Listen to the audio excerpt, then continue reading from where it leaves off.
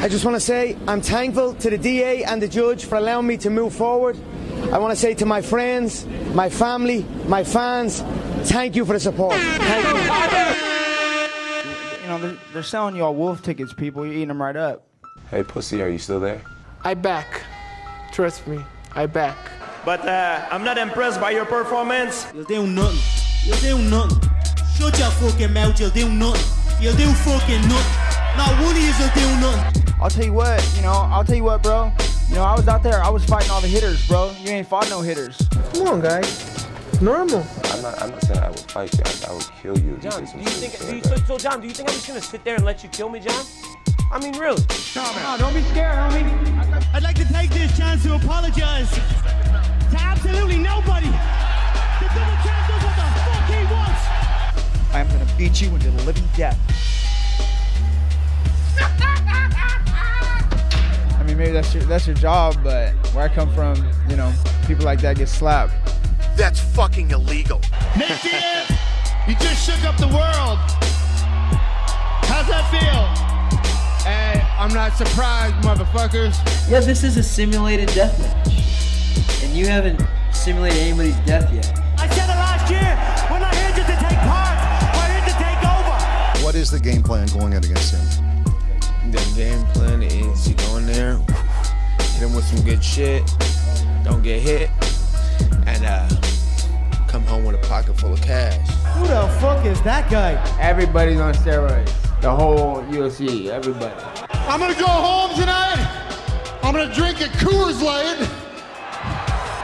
That's a Coors Light because Bud Light won't pay me nothing. Do you want to be a fighter? That is my question.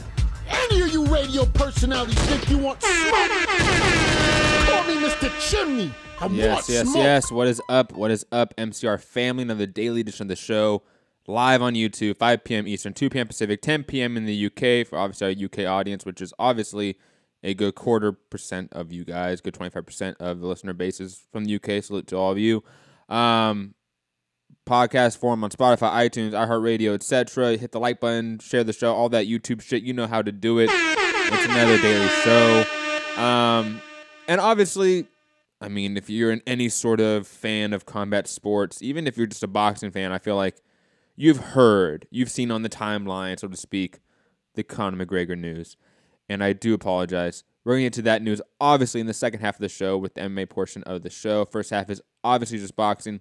And because I know some of the audience does not listen to the full show because of that breakdown, and because of the Joe Saunders, Demetrius Andrade fight being announced literally, I think, about 10 or 20 minutes before the show ended yesterday, Rob in the chat letting me know, hashtag associate producer over there, sending me the breaking news. So I actually covered the Joe Saunders, Demetrius Andrade announcement yesterday live on the show when the news broke, because it broke during the show. But that was during the MMA portion. So I don't know if all of you in the boxing world obviously heard about it on the show. I don't know if you all were basically, listening. And I wanted to break it down again. And plus, we have more information, which is always, I think, interesting to note, what is happening. And, it is, I think, a quality matchup, a title fight between one of the best middleweights and another one of the best middleweights. So I definitely can't wait to see it. But some new information about the matchup. It is officially going to be on DAZN in the U.S. and Sky Sports in the UK. Poor Frank Warren and BT Sports must be just thrilled about that. And then, obviously, the location is not set, but Lance Pugmire of LA Times is reporting that it's going to be at the Dunkin' Donuts Center. Hashtag, shout out to Dunkin' Donuts. Shout out. Always shout out to Dunkin' Donuts. In Providence, Rhode Island. And you may be thinking, who the fuck is that guy? Or that place. And I credit you. You may be thinking, like I did at first, why the fuck are they putting it in Providence, Rhode Island? If you're going to put it on the East Coast, I mean, at least put it in New York, anywhere else, basically the D.C. area. There's a ton of other places to put it at. But for those not maybe known about it or that don't have the knowledge of it, Demetrius Andrade is born and raised from Providence, Rhode Island. So it is Eddie sort of trying to throw Demetrius Andrade back in his sort of hometown, which I believe he's never fought in his pro career. Now, I've looked through his resume throughout the past couple days. Looked at some of the venues where they're at, etc. Obviously, he fought in the area, he fought in Connecticut a lot, fought in New Hampshire quite a bit, fought in Pennsylvania a few times, obviously New York as well. But it's never really fought in his hometown, in his home state.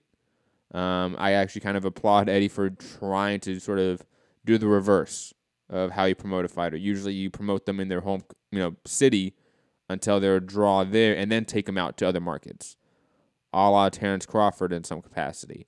Look at what they're trying to do with Spence now, again, retroactively. I think, again, we should applaud Eddie for at least trying to put this in Providence. I think it's a good move. I think it's a fantastic fight still. The more I keep thinking about it, obviously there's that contingent of fans that basically say this fight may not be the most intriguing or most interesting, or I should say exciting matchup once we get it. And I can see that. I can see this fight being, a sort of slower pace boxing match. But I think any sort of, to use this sort of highbrow term, maybe even stuck-up term, like the connoisseurs of boxing, I think will really love this matchup between two southpaws. Definitely going to be interesting. Rob, I want smoke. We know, Rob. We know you do. In the chat saying another Eddie done deal without a confirmed date and venue. Strange with that emoji face. Let me quickly address this, Rob. Fights of this caliber, you can do that. $100 million fights, a little bit harder to do that. Because you can agree to a deal, but to sign a contract without a date and venue is different. Do we know if an actual contract has been signed between these two, or just an agreement has been reached? Do we know the difference, Rob? Or you just, want to wave the Eddie Hearn flag? It's okay, Rob. It's okay. It happens. But to digress, obviously, again, fantastic fight. Interesting that's on Sky Sports. I believe Matthew Macklin has come out and said that he was integral in sort of Frank Warren and Eddie Hearn coming together on this. I don't know if that's true, but I just want to make note that he's been saying it. Again, I'm curious as to what this does in the U.S. I don't know if I mentioned it yet on yesterday's show or with Rob saying Jacobs fight the same thing. Yes, again, is that a $100 million fight, Rob? No, that's maybe at most a $2 to $3 million fight. At most. So we're talking about a fight that's 100 times the worth of that, basically. Yes, and again, is Jacobs Shevchenko, do they have a signed contract or just an agreement? Do you know the difference?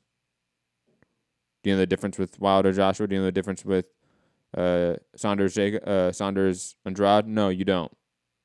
So you're just pure speculation here about these very important differences between just an agreed deal and a signed contract.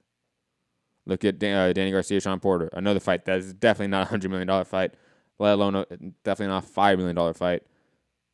Was that deal agreed to and signed on May 25th, or was it just agreed to?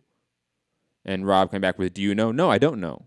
But I'm glad and okay and content with saying, I do not know. I do not care. But Rob, you care and want to make these false comparisons without the full picture, without the full context, and without all the information. Maybe do your part as a media member and look that up. You're on the big platform. You can hit up Eddie and ask. It's not that hard. But again, great fight. Demetrius Andrade, Joe Saunders. Can't wait to see it. Moving on to another piece of boxing news that we did not get to, that I believe broke yesterday. I could be wrong. It might have broke this morning. But I believe it broke yesterday. Superfly 2 being announced, being official. Not the greatest card, to be completely honest. The Ioka Arroyo fight is class. I will say that. But the full card being Juan Francisco Estrada versus Felipe or Kuta Dani Netes versus Ashton Pelete, and Kazuta Ioka versus McWilliams Arroyo. Ioka coming out of retirement for this one. Rob, I don't care about what you say in the chat. And you want to argue, I like to chop it up. No, you're making dumbass arguments, Rob. Like, oh, all these other fights have been agreed to. Yes, they're agreed to. No signed contract, and you're comparing it to a contract that wanted to be signed. Digressing. The only title fight on this is Nietes versus Pilate for the vacant WBO super flyweight title. Ioka, obviously being the lineal, I believe, flyweight champion at WBA, but retired for a couple years. Oreo just coming off the Quadras win. I love that matchup. Estrada versus Arcota. I really could care less about that. Estrada should win this one fairly easily. Felipe over here, he hasn't done jack shit to really, I would say, A, show that he can contend at this level, or B, really win this. And obviously, from the beginning inception of the Superfly idea and concept for HBO and K2, look at within 3 matchups how it's quickly devolved. I mean, we had Inoue, we had Roman Gonzalez, we had Rungsvi, we had Quadras, we had Estrada on one card. We've had tons of great names. Now the biggest names are just Estrada in a tune-up, I would say, and Ioka versus McWilliams Arroyo. I feel bad for putting this out there because the Ioka Williams fight is honestly a great fight, but not the greatest to me in terms of how it really could have been with what they were trying to set up. You know, how they could not get Rungsvi back. I think that hurt them drastically because to me the Superfly event was really obviously trying to center an entire event around Roman Gonzalez and promote him. When Rungsvi beat him twice, the common sense idea should have been, let's put Rungsvi as the centerpiece to these events. No, it's really unfortunate. I do want to digress because Curtis Cooper is bringing up a good point about ESPN Plus, October 20th, etc. Saying Moreta is fighting on Vegas. I don't know if it's known or widely known, but ESPN Plus was at the purse bid event yesterday, right? Today's Thursday. Yeah, yesterday. Even though that event didn't take place because it was called off last minute. I mean, literally the last minute. You had top rank officials in the building ready to bid for this fight to have it on ESPN Plus, which would have been fascinating. Sean Dew, what's up, Sean Dew in the chat? It's been a minute, man. It's been a minute. Again, I've been beating this drum basically for a while. It is DAZN versus ESPN Plus. That is the new Showtime versus HBO or HBO versus Showtime. That is the new version of that. And the fact that we had ESPN and Top Rank, people that had zero affiliation with any of the fighters involved in this purse bid, show up in person to bid on this fight to put on their network. It would have been fascinating just to have seen what would have went down if there was a purse bid. Part of me wished it would have went to that point because imagine if that is now the new precedent where a lot of fighters are waiting to go to purse bid because then it can go on any network and they get for the highest amount of money. And then to, use, what all of you capitalist loving people out there enjoy, it's the market. You have now 3 promoters bidding for this. 3 different networks, in a sense. I think that would have been fantastic. Curtis Cooper saying Billy Joe Saunders versus Moreta would have been a great style matchup. Remember, they weren't bidding it for Moreta. They were bidding it to take the Andrade Billy Joe Saunders fight. They weren't taking it to try to get Billy Joe Saunders the Moreta fight. That wasn't happening. It was the network and Top Rank in conjunction sort of trying to pick it up. Just think it's a fascinating move, one that I think is going to be copied a lot, vice versa with Eddie Hearn DAZN. Wait till we start hearing news of Eddie Hearn DAZN showing up at purse bids that they have really no affiliation with. A la Kubrat Pulev and what's been happening over there. His promoter didn't put a bid on it. It was some other company. So that happens now.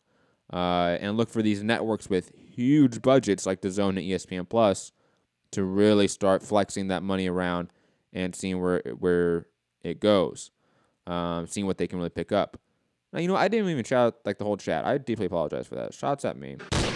Because there's some OGs in here. Actually, 99% of you are OGs. Dempsey, Oscar Martinez, Curtis, Sean Dew, Johnny, Rob, Benjamin, Rabisky, Aaron Munoz. What's up, everyone? Santiago, Real Nigel. Hope everyone's been having a great day or great night so far, wherever you are in the world. Make sure you hit that like button, share the show, help support the movement, spread awareness of it. But digressing, yes, just fascinating what's going to be happening. Again, to sort of switch back to the Superfly event on HBO, like that seems such like a foreign concept to me still. Like, not still, or I should say now.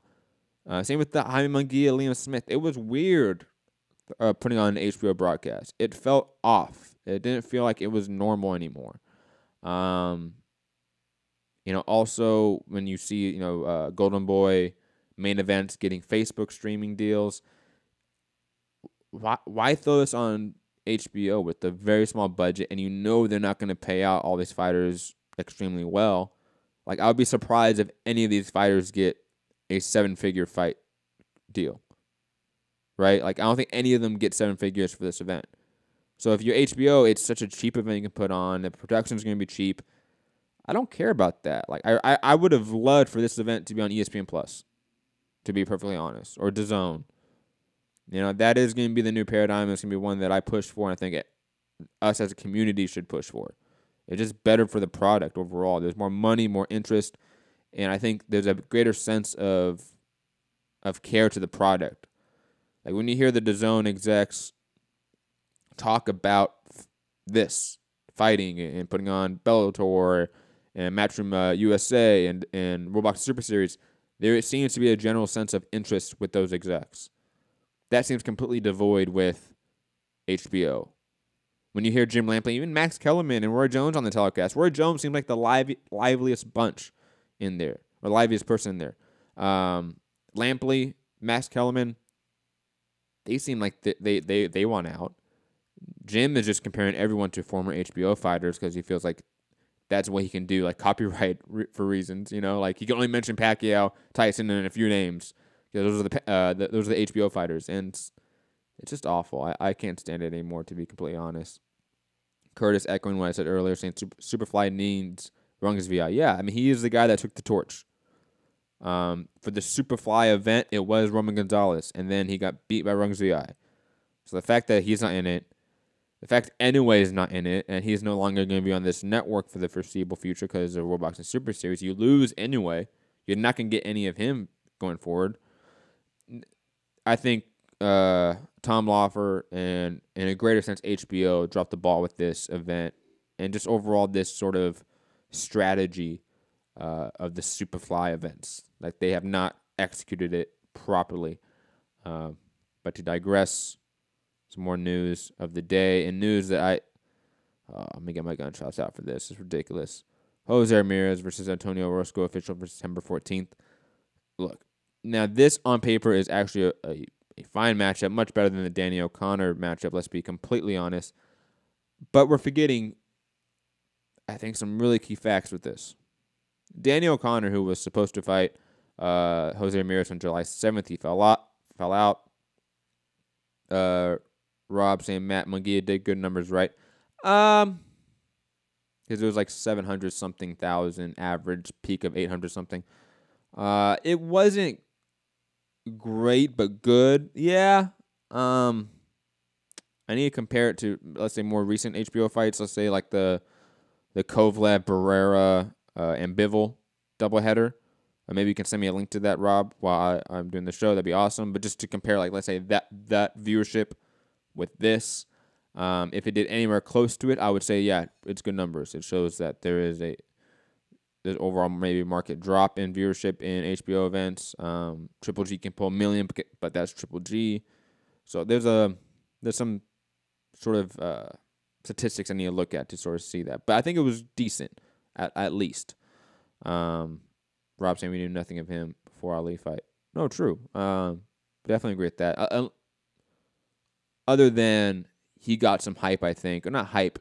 He got massive exposure with being involved with the Canelo Triple G fallout. We in the media, we in this sort of bubble instantly knew who he was fighting Saddam Ali because of that sort of news cycle that was very brief but was there with Munguia versus Triple G that got denied by the Nevada State Athletic Commission, all that.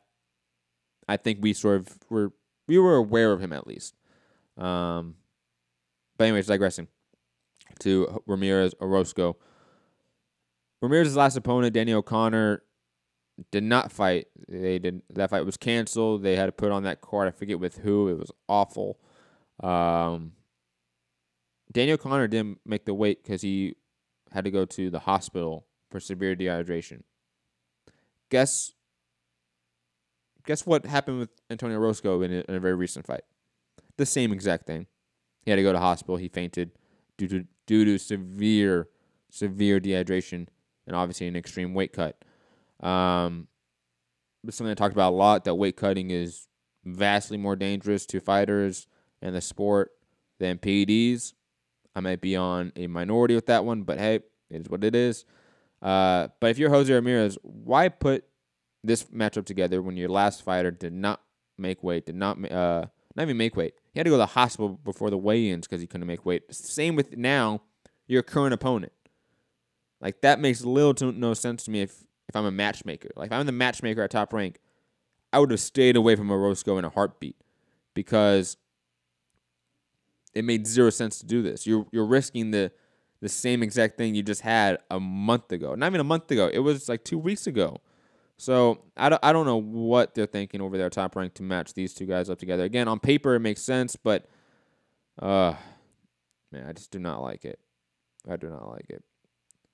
Jonathan Vickland saying they should put the weigh in 2 hours before the fight. Folks, fight out their walk around weight. No, that's not the exact solution to it. And again, I think fixating on that 24-hour window before the fight as into, okay, when are we going to put the weigh in? Is it going to be exactly 24 hours before the fight? Is it going to be at 8 a.m. on Friday, 11 a.m. on Friday? Is it going to be on fight day? That is archaic way of thinking. You got to go way farther out to really start curving weight cutting. The WBC having their weight checks, I think, is a good thing. ONE FC has a interesting sort of percentage, I don't know how to put it, like percentage structured to where if you're a certain percentage off from your weight, they will call off the fight, let's say 30 days out, 90 days out, etc. They're able to do that, and they monitor your weight all year round. And if you're not a certain percentage off from your targeted weight class all year round, they will not allow you to fight at that weight. I think that's going to be what needs to be done to really curve it, is extensive regulation that's far out from the fight date. There has to be a formula there that I am obviously too stupid to know and put the math together. But there will be scientists and nutritionists out there that can probably do it. But that's, I think, more the likely solution to extreme weight cutting. Not, it should be fight day weigh-ins or the day before the fight. That doesn't matter. I think that's redundant. Or pointless, I should say, because even if it's fight day weigh-ins, people are still going to cut weight. Yeah, they may not cut as much. You may be right with the whole 2 hours before, but that's actually, I would say, more dangerous. Just personal opinion.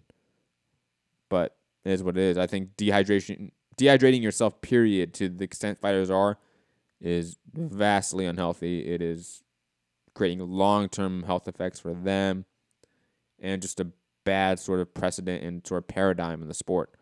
Oscar Martinez saying they need to learn how to cut weight properly. It's not even that, Oscar. It's that these fighters cut too much weight. We have incentivized cutting weight.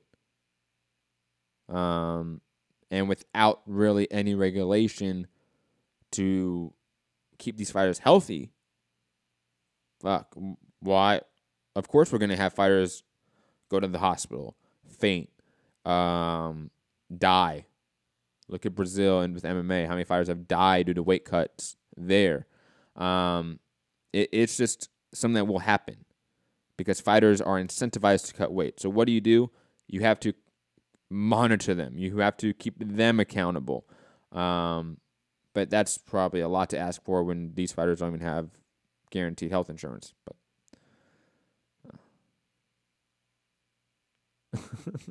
Rob, that's funny. I'm not going to mention that in the chat, but that's funny. Yeah, interesting matchup at least on paper. Let's see if Orozco can make weight and get to the fight. Eric Rhodes is saying, I'm hearing Easter isn't looking good at 135. As you age, it becomes harder and more dangerous to cut. Absolutely. And as what is he, a 6'1", 6 feet, 135-pounder? Yeah, he needs to move up. I've been looking at pictures of him recently. Man, he is skinny. To the point of almost looking like unhealthy, to say the least. I think moving up to 140 will be fine. Obviously has the chin, obviously has the durability. And to be honest, him cutting that much weight will actually weaken his durability factor. It does. So, yeah, I think after this fight, he should move up regardless. Even if he beats Mikey, move up to 140. I think that's the best thing. Try to get the Ramirez or Maurice Hooker fight. That's what I would do. There's two guys out there outside the World Box Super Series you can easily get at 140. And then eventually move up to 147. God, I mean, Easter's big. He can easily fill out, start putting on some more muscle mass if he wanted to. Change his diet up. There's a lot of things he could do to sort of, fit into that weight class because he has the height and the frame for it. Absolutely. But more fight announcements or sort of fight news. Jeff Horn versus Anthony Mundine is close to a deal. Should I do air horns or like the fail soundbite? No, I'll do air horns. I think it's a fantastic fight. If you're an Australian fight fan, if you are a Jeff Horn fan, because it's a fight against a fading legend, and I'm using the term legend as loosely as possible here, at least an Australian boxing legend, I'll put it that way. And if you're Jeff Horn, you need a comeback fight, it's going to do big numbers in your home country, and it still sort of keeps you in the headlines. So I think it's a fantastic matchup, and again, Jeff Horn, I think is a top 10 welterweight still. I can't wait to see what he does next. I would still love to see like a Keith Thurman fight. I think that'd be fascinating. A Danny Garcia fight with Jeff Horn, that'd be fun. Lamont Peterson, these are all fun matchups for me. I think Jeff Horn can easily be in good, entertaining scraps with the top welterweights. So why not get this easy sort of bounce back win against a known commodity in your home market? Makes perfect sense. Curtis Cooper saying Kell Brook is a good example of extreme weight cutting. He died out versus Spence and had his career change in a bad way. I'm not going to disagree with that. I'm not going to fully agree with that because I don't know if Kell Brook's situation is purely because of the weight cut. I do not know that. Could be wrong. Could be insanely wrong about that, but I do not know if it's fully up to that. I think having two broken orbital bones within the span of a year and facing two of the most devastating hitters in the sport, pound for pound wise, that can change your career in a dangerous way, in a serious way. So that alone can do it, let alone extreme weight cutting, which could be a factor and probably was in some capacity. Let's be honest, Kell Brook was a pretty big welterweight. But again, how much of a factor was it for his individual case? I don't know. Definitely a factor, but a majority, who knows? Moving on to the next piece of news before we head over to MMA and obviously the topic of the show, or I should say the main headline of the show. Joe Joyce begins training in Big Bear with Abel Sanchez. And this is brief because Ismael Salas obviously retired, his former trainer of David Hay, etc. Man, I do not like this pairing. I really hope Joe Joyce keeps looking for other trainers, other camps. Because similar to like a Murat Gassiev, where, yes, and even Joe Joyce says it in this article, which is by Steve Kim, go check it out, on Boxing Scene. I was looking at this, and I'm thinking to myself, okay, why go to a trainer that's not going to teach you anything new? And even Joe Joyce is saying, like, oh, he does everything that I know already. To paraphrasing that. To that effect, he said that. And it makes no sense to me. Like, we see the limitations of when you pair up with a trainer that's not necessarily going to teach you anything new. Not expand your game. Not evolve your game. If you're Joe Joyce, maybe you don't worry about that. Maybe that's a possibility. You're 32 years old. You are a silver medalist. Maybe you're not really worried about that as much. But I really don't see what Abel Sanchez brings to Joe Joyce's team and camp, really, other than it's nice to train in Big Bear because of the elevation. It's just weird. It's vastly weird to me that is the camp he went to. Eric Cruz in the chat saying, "What's up, gangsters? What's up, man? Son of God, super chat champion." Even though we don't have super chat yet, make sure you go tell friend, subscribe to the show, or else. Yes, or else. But to digress, obviously we're going to head over to the MMA portion of the show. So if this is your time where you want to leave, sorry. Get over it. Which is basically just Rob. It's only Rob. But yeah, Conor McGregor pleading guilty to a misdemeanor, getting, I believe it was like 5 hours of community service, like 2 sessions of anger management, some shit like that. Some bullshit letting off. Obviously played the clip of him coming out of the courthouse. Rob saying, or else what? Rob, you know.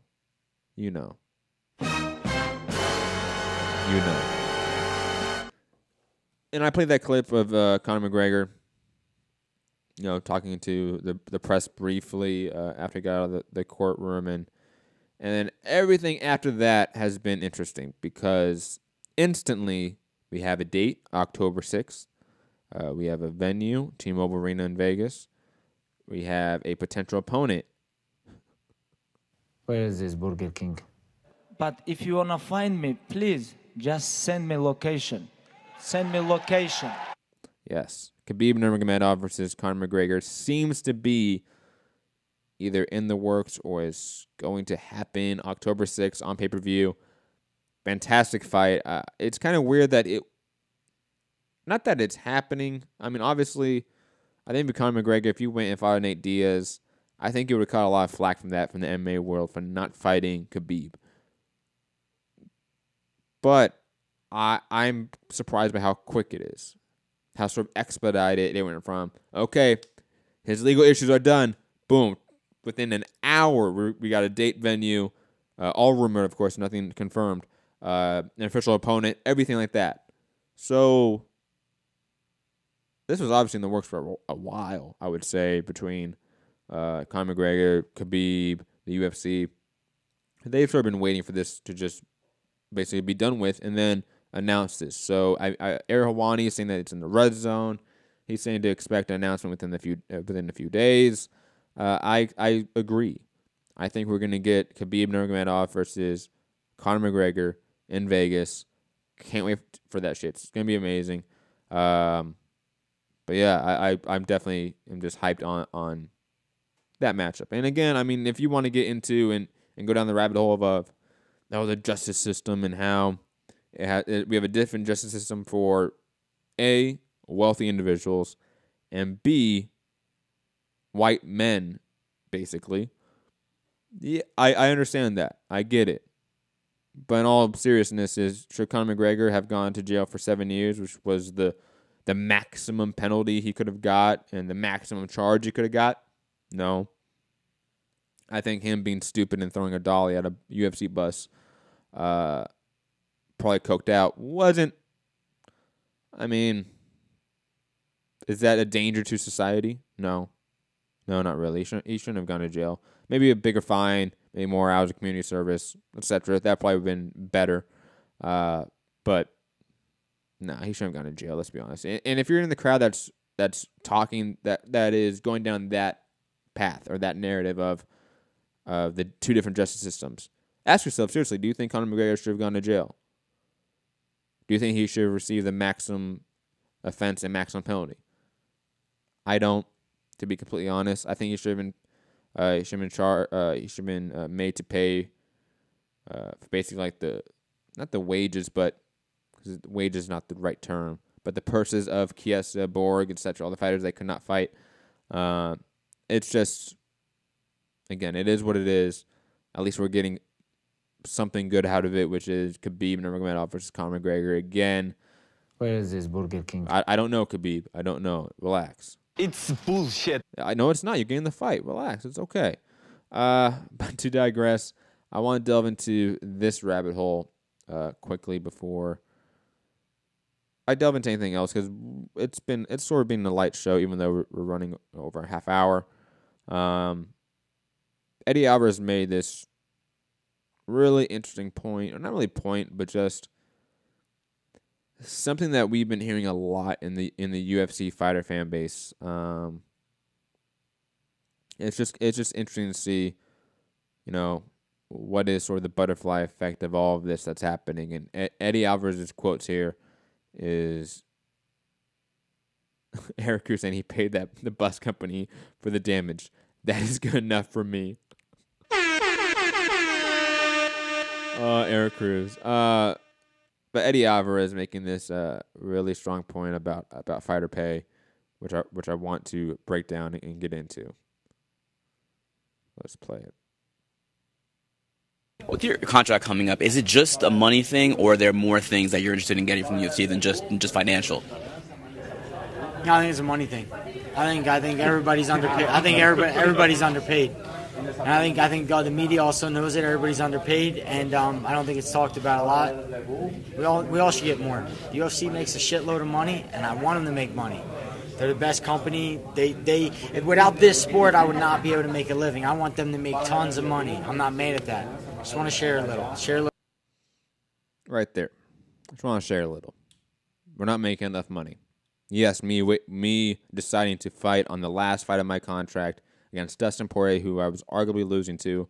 Yes, it's purely about money. We're not making enough.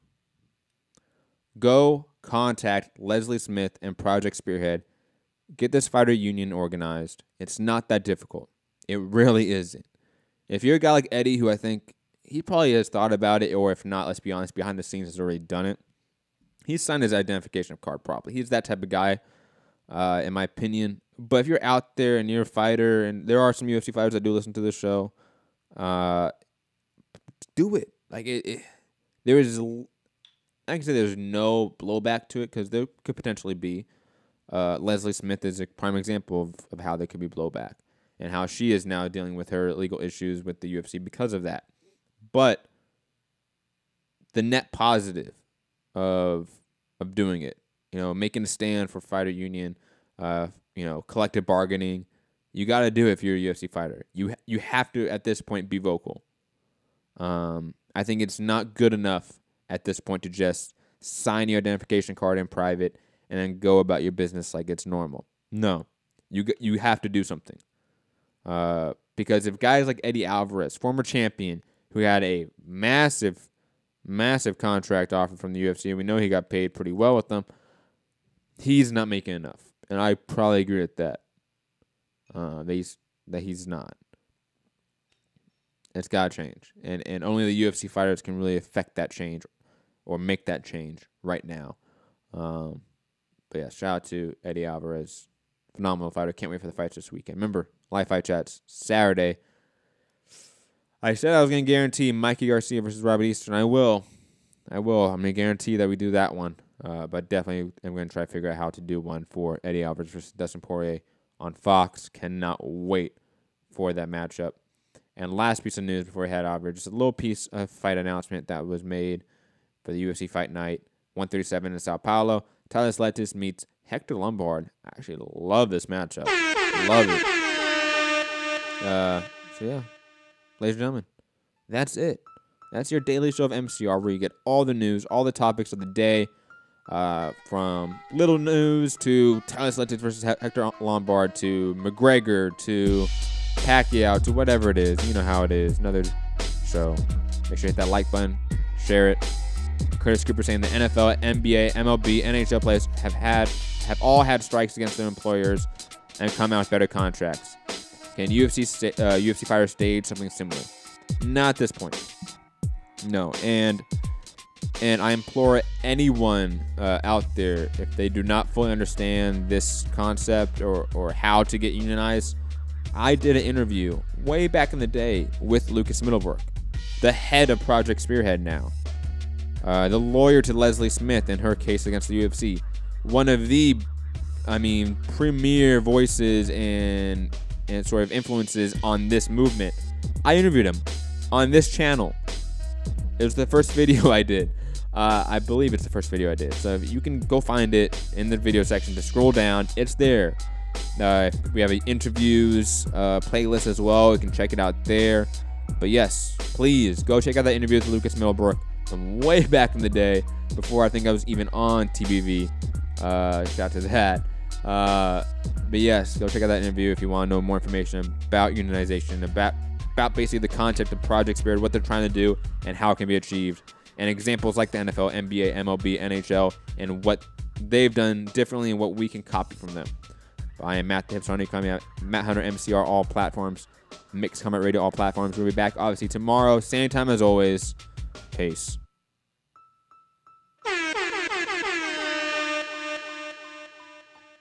Peace. I want